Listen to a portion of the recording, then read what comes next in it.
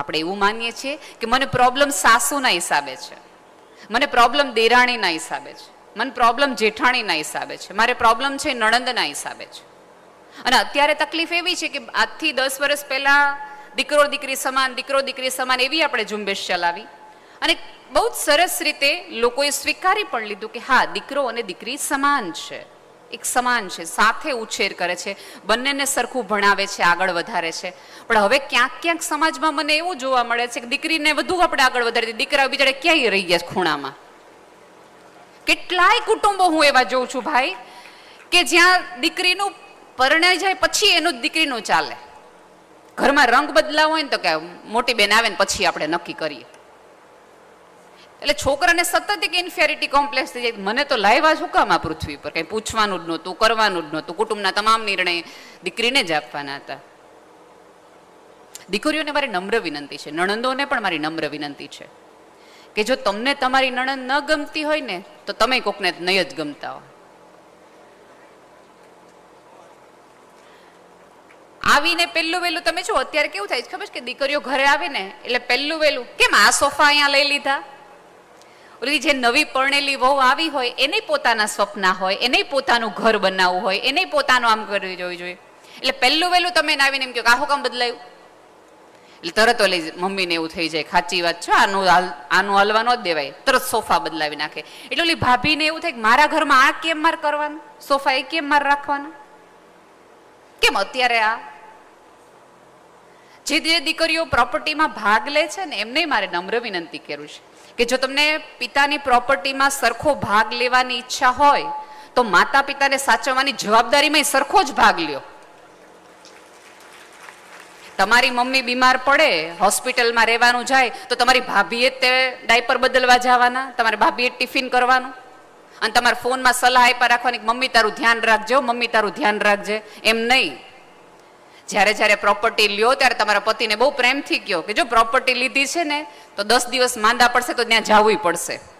પછી સાંજે ફોન નહીં કરે કે મારી મમ્મીની તબિયત ન થારી તું આવતી રહે.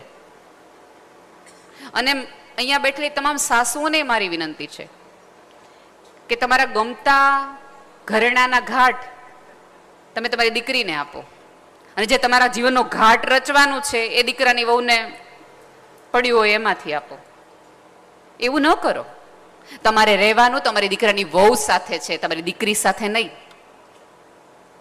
આજે નહીં તો કાલે બધું જ એને આવવાનું છે. આ શમશાનનો ચોકીદાર છે ને એ તો બહુ જ અઘરો છે.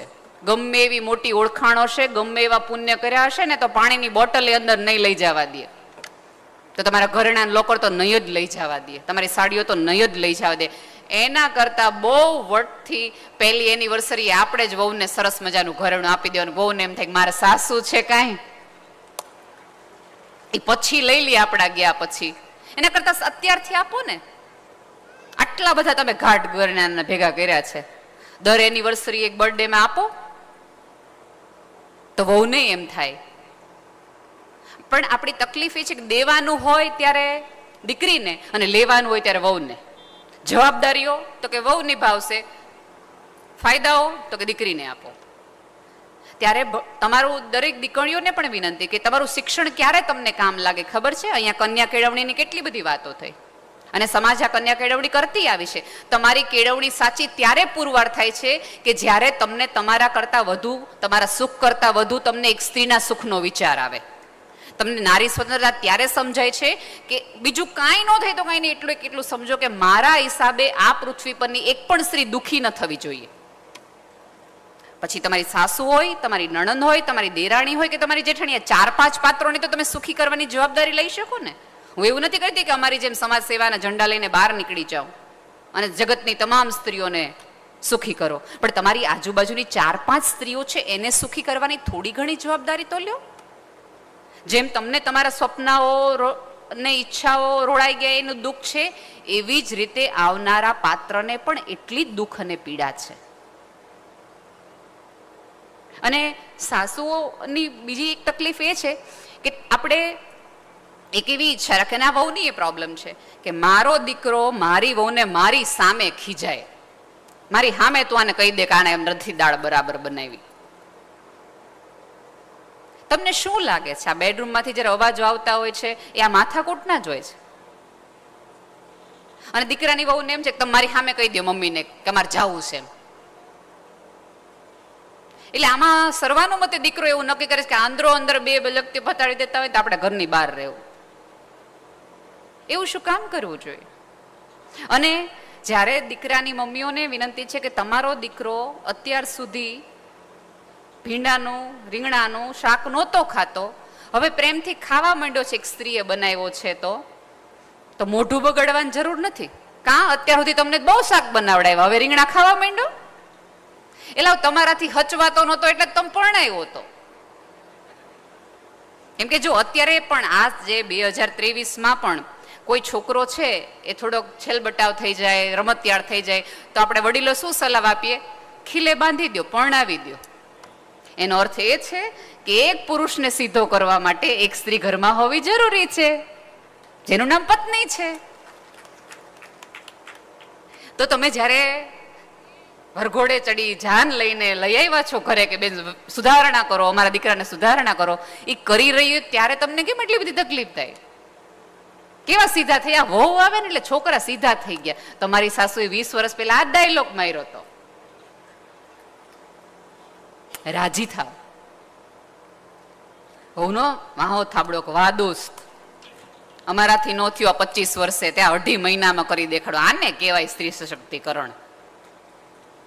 તો પહેલા ઝઘડા વખતે તમારી દીકરાની વહુ એની મમ્મીને નહીં તમને ફોન કરીને પૂછશે કે મમ્મી આજ મોઢું બગડી ગયું, કરવું હું?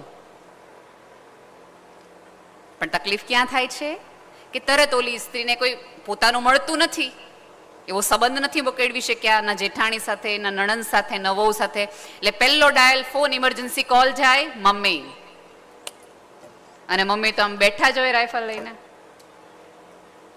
મમ્મી આજે આવું થયું. જો બેટા એક વસ્તુ યાદ રાખશે, મેં બાનું સહન કર્યું ને એટલે મારે આજીવન સહન કરવું પડ્યું. તું જો આજે સહન કરીશ ને આજે જવાબ નહીં દે ને તો તારે આજીવન સહન કરવું પડશે.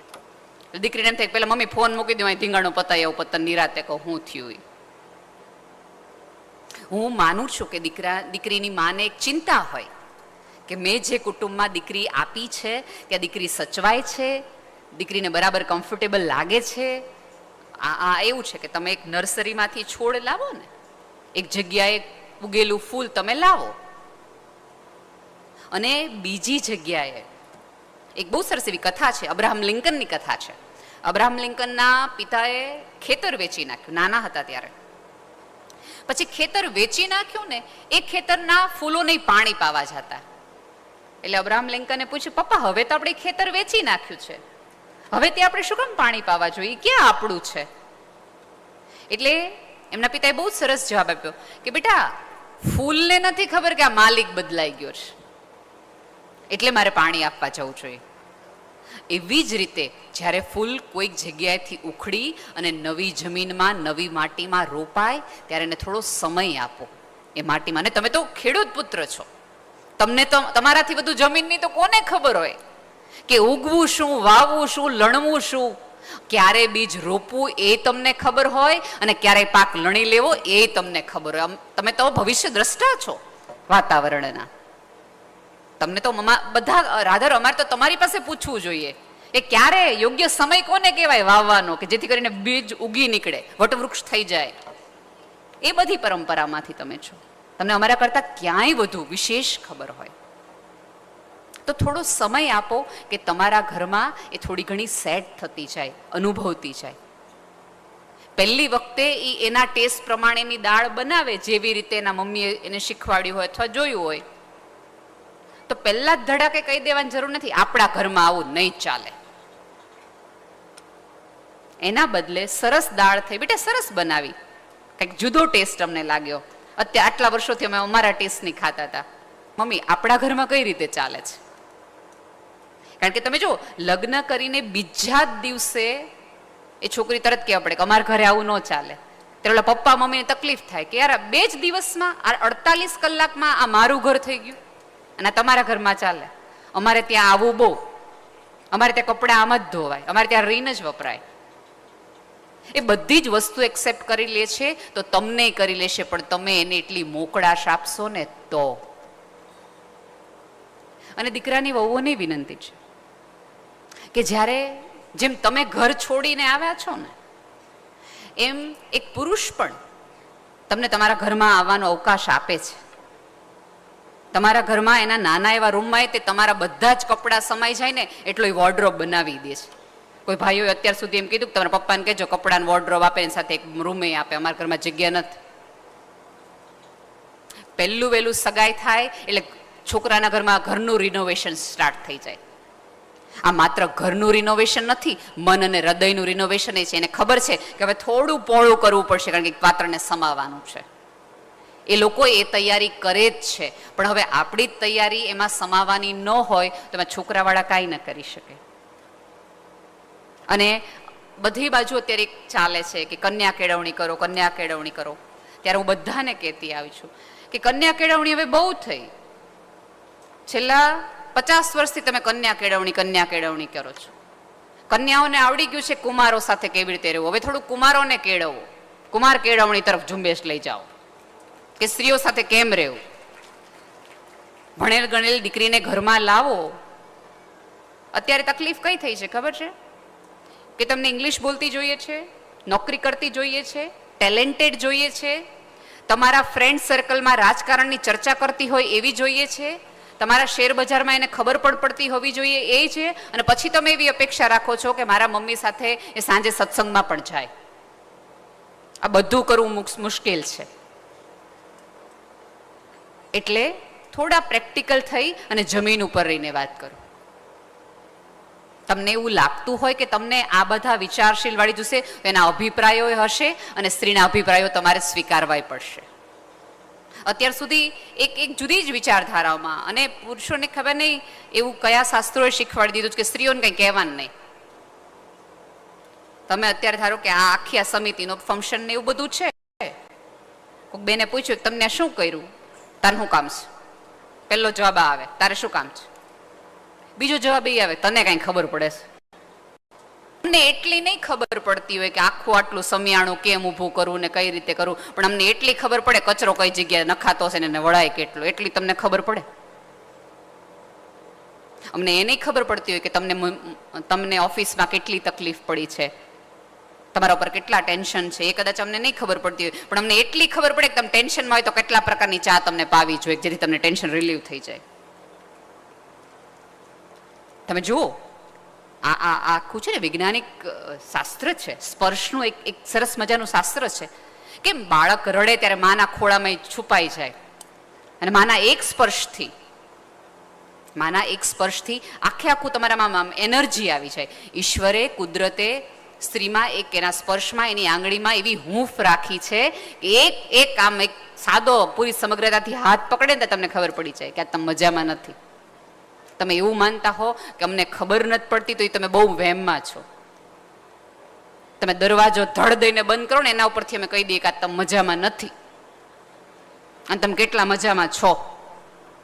છોકરાઓને હગે વગે કરી દે કે આજે કોઈ માથાકૂટ કરવામાં આવશે નહીં, પાર્ટી મૂસમાં નથી. અમને તમારા દરવાજાના અવાજ ઉપરથી ભલા માણસ ખબર પડી જતી હોય, તમે બૂટ કઈ રીતે ઘા કરો છો એના ઉપરથી ખબર પડી જતી હોય, તમારી બેગ તમે કઈ રીતે નાખો છો એ ઉપરથી ખબર પડી જતી હોય, પાણીનો ગ્લાસ તમે ધડ દઈને મૂકો ને તે એટલી અમને ખબર પડી જતી હોય. તમને એટલી ન ખબર પડે કે તમારા મનમાં શું હાલે છે એમ તમે કહો છો? નહીં, ખબર અમને બધી જ પડતી હોય છે, પણ અમે રાહ જોઈએ કે તમે કયો. પણ પુરુષનું ખબર નહીં, આપણા ઉછેરમાં જ કાંઈક એવો વાંધો છે કે પુરુષે રડવાનું નહીં, પુરુષે થાકવાનું નહીં, પુરુષે કોઈને કાંઈ કહેવાનું નહીં, પુરુષે હારવાનું નહીં, પુરુષે આળસ નહીં કરવાની, એણે સવાર ઉઠીને વયું જ જવાનું, કામ કરવાનું જ તે.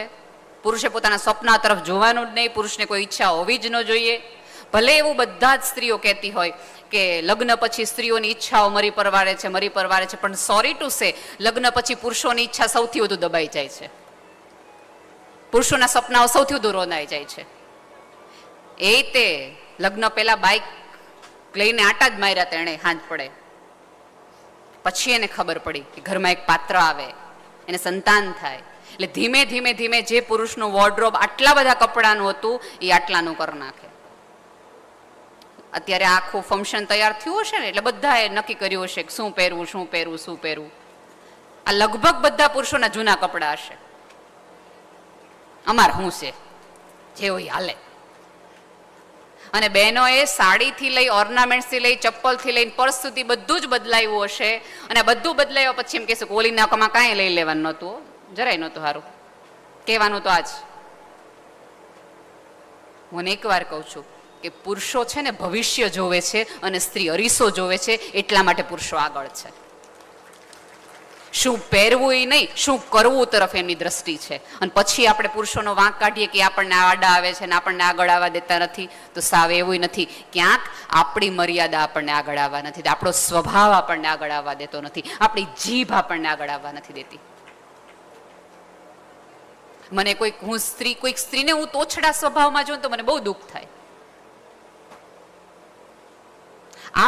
આ પૃથ્વી પરની કોમળતા છે ને એનો આધાર જ સ્ત્રી છે. એની સ્માઇલ છે, એની આંખ છે, એની ભાષા છે, એનું લઢણ છે, એનું વલણ છે. જેના કારણે ગમે એવો ગુસ્સાવાળો ગમે એવો વસ્તુ હોય, એક ચૂપ રહેતી સ્ત્રીને જોઈને એક પુરુષને એમ થઈ જાય કે નથી કેવું મારે કાંઈ. બંને પક્ષે બોલબોલા થાય ને એટલા માટે છૂટાછેડા થાય છે. એક વ્યક્તિ ચૂપ રહે અને એક વ્યક્તિ બોલે, એક વ્યક્તિ સાંભળે ને એક વ્યક્તિ રિએક્ટ ન કરે તો સંબંધો વર્ષો સુધી ચાલી જાય છે. વૈજ્ઞાનિકલી એવું કહેવાય છે કે તમને ચામડી ઉપર ઘા પડે ને તો એને રૂઝતા વાર લાગે. બાહ્ય કોઈ પણ પ્રકારના ઘાવ તમને વાગે તો એ રૂઝતા વાર લાગે. મને ધારો કંઈથી લીટો પડે તો આને રૂઝાતા વાર લાગે. પણ આજ સવારે મને અંકિતાબેને ચા પાઈ હોય એનાથી મારી જીભ દાજી ગઈ હોય અથવા બટકું ભરાઈ ગયું હોય, કાંઈ પણ થયું હોય ને તો એ ઘાવ તરત રૂઝાઈ જશે. એ યાદય નહીં રહે. શું કામ? કારણ કે એવા લાળ છે. લાળથી ગમે એવા ઘાવ છે ને એ રૂઝાઈ જાય. મિત્રો, જીભ ઉપર પડેલા ઘાવ છે ને એ તરત રૂઝાઈ જાય, પણ જીભથી ભળેલા ઘાવ છે ને એ ક્યારેય રૂઝાય નહીં. એને રૂઝાતા બહુ વાર. આખી મહાભારત એ જીભના કારણે થઈ છે. આખી રામાયણ એક મંત્રની જીભના કારણે થઈ છે. થઈ જાય બોલવાની ઈચ્છા થઈ જાય, કહી દેવાની ઈચ્છા થાય, પણ ઈશ્વરે તમને કોમળતા નામનું બહુ મોટું એક ખજાનો આપ્યો જે પુરુષને નથી આપ્યો. એ ખજાનાનો ભરપૂર લાભ લ્યો. એ તમારી પોતાની કરન્સી છે, એ તમારી પોતાની માર્કેટિંગ સ્ટ્રેટેજી છે કે જે એને આમ ન્યોછાવર થઈ જાઓ. કોઈ પણ વ્યક્તિ ધડ બોલવા માંડે ને તો પહેલું સ્માઇલથી જવાબ આપો, અચ્છા એવું થયું છે, સોરી. પછી એ સોરીમાં બોલી નાખે. પછી અહીંયા બેઠેલી તમામ સ્ત્રીઓ જ્યારે પુરુષે ગુસ્સો કર્યો હશે ને પછી થોડી વાર પછી, એક દિવસ પછી, 2 દિવસ પછી તમને એમ કહેશે કે ઓલા આપણે સેલ આવ્યો તાર જાવું જ સાડી લેવા. એ સાડી લેવા તમને શું કામ લઈ જાય ખબર છે? કારણ કે એને ખબર છે કે તે દિવસે ભૂલ મારી હતી, એ વાંક મારો હતો. તમે એવું માનતા હોય કે ઉપરવાળાએ પુરુષને હૃદય નથી આપ્યું તે ભૂલી જાજો, એને આપ્યું જ છે. તમને પહેલી વાર નહોતું આઈ લવ યુ એને કીધું તું, એનું સ્વરૂપ જુદું હશે કદાચ. એની પાસે પણ હૃદય છે અને એ પણ ધબકે છે. એટલે એનો થોડોક એવો મલાજો પાડો. એને 2-3 વસ્તુની જ અપેક્ષા છે. અને અત્યારે તમે જુઓ ને તો તમારા ઓલાની અંદર સમાધાન એવો શબ્દ તમે વાપર્યો છે, પણ સમાધાન પહેલા સમજણ છે. સમજણમાંથી આવેલું સમાધાન જ તમને ક્યારેય ગિલ્ટ તરફ નહીં લઈ જાય. કારણ કે અત્યારે એક ટ્રેન્ડ છે કે એડજસ્ટ નહીં કરવાનું. એડજસ્ટ કરો ને તો આપણે સહન કર્યું કહેવાય. સાહેબ, એકબીજાની સાથે રહ્યો ને તો થોડું એડજસ્ટમેન્ટ કરવું જ પડે. અત્યારે તમે એક સોફામાં 3 જણા બેઠા તો નથી થોડું ઘણું એડજસ્ટમેન્ટ કર્યું છે ને? નાની એવી જર્ની આ 3 કલાક 4 કલાકના કાર્યક્રમમાં તમે એડજસ્ટ કરતા હોય તો સાહેબ 40 વર્ષની યાત્રા, 50 વર્ષની યાત્રામાં તમે થોડું ઘણું એડજસ્ટ કરી શકો. અને અંતે તમે એકબીજાને એડજસ્ટ થઈને એક સંપૂર્ણ વર્લ્ડ બનાવવાના છો. ક્યાંક સ્ત્રી અધૂરી છે અને ક્યાંક પુરુષ અધૂરો છે. એ બેના મિલનથી તો એક સંપૂર્ણ ક્રિએટિવિટી આખી દુનિયા ચાલે છે. તો એવી ક્યાં વાત આવી ગઈ છે? એવું કયું વસ્તુ એવી થઈ જાય છે કે સતત મગજમાં એવું થઈ જાય છે કે આ ભાઈઓ બહુ આપણને વચ્ચે આવે છે, ભાઈઓ બહુ વચ્ચે આવે છે. અને ભાઈઓને એવું છે કે બહેનોને કંઈ ખબર નથી પડતી. ભાઈઓને કહેવાનું કે તમારું સર્જન છે ને એ અમારા શરીરમાંથી થયું છે. એટલે તમને તમારા ધબકારાની ખબર પડી ને, પહેલા એક સ્ત્રીને તમારા ધબકારાની ખબર પડી હતી. એટલે અમને બધી જ ખબર પડે છે કે તમારી ચહલ પહલ ક્યાં છે, તમારી મુવમેન્ટ કઈ દિશા તરફની છે, તમે અત્યારે શું વિચારી રહ્યા છો. થોડુંક કહેવાનું રાખો. અત્યારે તમે જોશો કે સૌથી વધુ યુવાનોમાં બ્રેઇન સ્ટ્રોક આવે છે. કેટલા બધા પુરુષોને પહેલા એક સ્પેલ હાર્ટ એટેકનો હતો, હવે બ્રેઇન સ્ટ્રોકનો છે. શું કામ છે? એવું કઈ ચિંતા છે કે જે તમે અમેનને કહી નથી શકતા?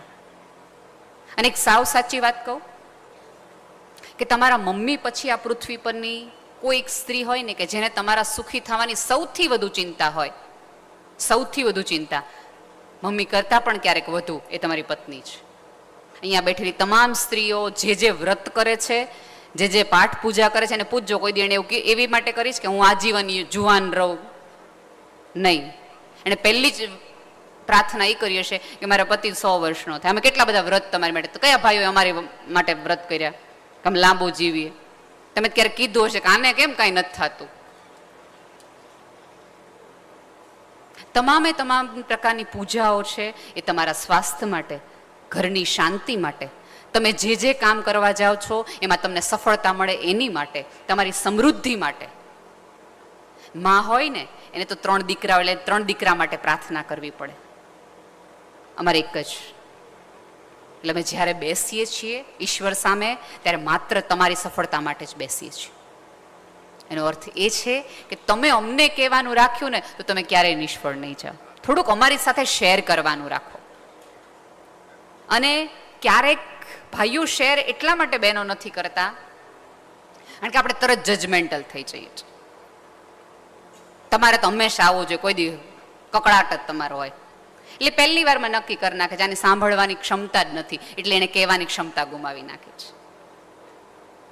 એ તમને એવું કહે કે આજે ફલાણા ભાઈએ છે ને સહેજ આમ કર્યું, તો ત્યારે તમારે જ કરવાની જોઈએ.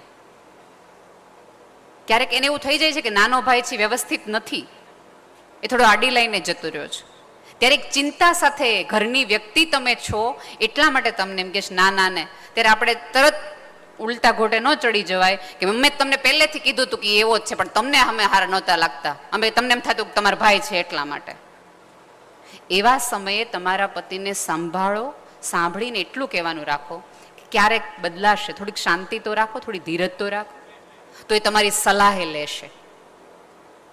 પણ અને ક્યારેક અમુક વખતે પુરુષો બધું ઘરમાં એટલા માટે નથી કહેતા કારણ કે એને એવું થાય છે કે હું એક જ ભલે ચિંતા માર્યો, તમે બધા મજા માર્યો, તમે લોકો શાંતિ માર્યો, તમને ન ખબર પડી જોઈએ કે આપણા ઉપર કેટલું દેણું છે, તમને એ ન ખબર પડી જોઈએ કે હપ્તા ભરવા માટે કેટલી મને તકલીફ પડે છે. કારણ કે પેલું પુરુષને કીધું છે ને કે તારે ઢીલો નહીં પડવાનું, તારે હારવાનું નહીં, તારે રડવાનું નહીં, તારે આજીવન લડ્યા જ રાખવાનું. પછી લડ્યા રાખે ને એક દિવસ બ્રેઇન ના પાડી દે ને એકવાર હાર્ટ ના પાડી દે, ધડાંગ. સો બેટર કે એકબીજાના પૂરક બનો, એકબીજાને સંભળાવવાનું નહીં સાંભળવાનું શરૂ કરો. આપણે તો એકબીજાને સંભળાવવામાંથી જ ઊંચા નથી આવતા.